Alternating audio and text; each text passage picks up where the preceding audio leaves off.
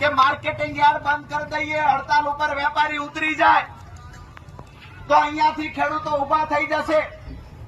એને કહીએ છીએ તમે જો નિર્ણય માર્કેટિંગ યાર્ડ બંધ કરવાનો લીધો છે, અમે ખેડૂતો નિર્ણય લઈએ છીએ કે આવતા રવિવારે ઐતિહાસિક કિસાન મહાપંચાયતનું આયોજન બોટાદમાં થશે. દોસ્તો આ વાત સાથે સહમત હોય, માત્ર રાજુ કરપડા વાત કરે અને આપણે માની લઈએ એવું નહીં.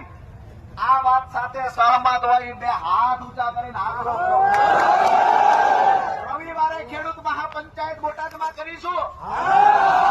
બીજો એક તમને મારે મહત્વનો પ્રશ્ન પૂછવાનો છે કે રવિવાર શ્રમ દિવસ છે.